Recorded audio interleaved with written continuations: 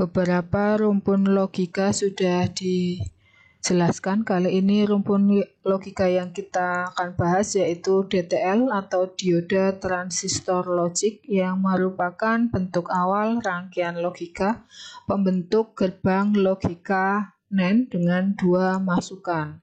Nah, untuk rangkaiannya bisa dilihat di sini terdiri dari dioda, resistor, dan transistor ya, karena dinamakan dioda transistor logic. Jadi jika X atau jika inputan X ini terbuka dan inputan Y berlogika 0 atau setara dengan 0 volt, maka arus akan mengalir melalui dioda 2 di sini ya, melalui dioda 2, dan tegangan titik A itu menjadi 0,7 volt. Nah, di sini akan menyebabkan D3, D4 dan basis transistor itu akan bernilai di bawah tegangan titik 0,7, sehingga mengakibatkan outputnya off ya.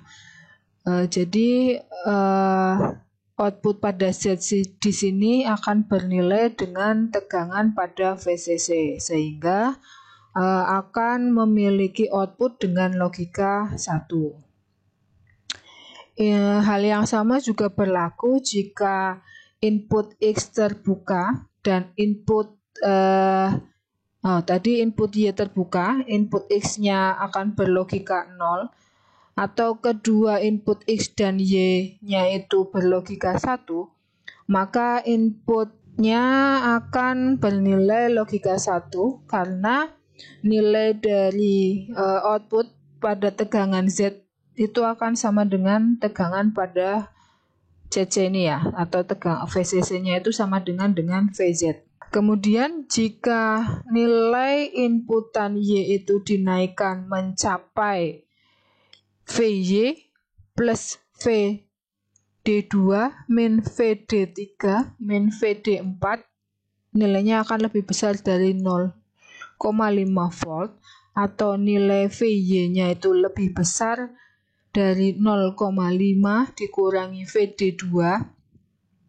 VD2 ditambah dengan VD3 ditambah dengan VD4, ini nilainya akan setara dengan 1,2 volt. Maka tegangan basisnya atau VB-nya pada transistor Q di sini itu akan sedikit nilainya di atas dari 0,5. Nah, di mana 0,5 tersebut merupakan threshold yang menyebabkan transistor akan bekerja pada daerah aktif, begitu ya. Nah, selain itu, semakin besar nilai dari VY-nya, VY di sini ya, tegangan pada input Y, dan VBE-nya, VBE itu semakin besar pula nilai arus kolektornya, berarti akan IC-nya akan menjadi semakin besar. Kemudian jika VY-nya dinaikkan sampai dengan threshold dari VB 0,7 volt, maka transistor akan menjadi on dan tegangan pada titik A akan terpacak atau klem di atas nilai dari tegangan basis emitter atau di atas nilai dari VBE-nya. Jika nilai VY-nya dinaikkan di atas nilai dari VBE plus VDE, VBE plus VDE, VD3 plus VD4, itu nilainya akan setara dengan 1,4 volt, yang menyebabkan tidak akan ada kenaikan tegangan pada VA, tetapi membuat D2 di sini akan menjadi terbias balik dan arus akan terhenti pada D2. Ketika dalam keadaan jenuh, maka tegangan pada output Z atau VZ itu nilainya akan sama dengan tegangan pada CE ketika saturasi, yang bernilai setara dengan 0,3 volt dengan logika 0, maka menyebabkan outputnya akan bernilai 0. Kemudian jika input VY ini dibuat bertegangan tinggi, maka nilai Q-nya di sini akan jenuh gitu ya.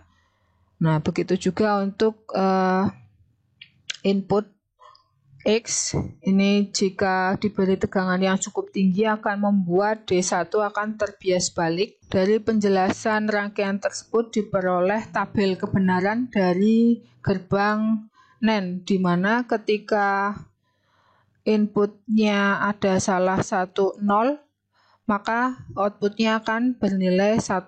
Jadi ketika X-nya 0, Y-nya 0, maka outputnya atau Z-nya 1.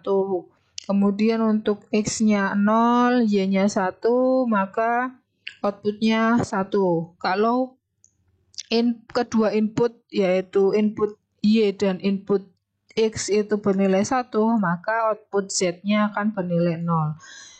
Nah, untuk persamaan yang bisa dituliskan yaitu Z0 sama dengan X N Y atau Z sama dengan X N Y.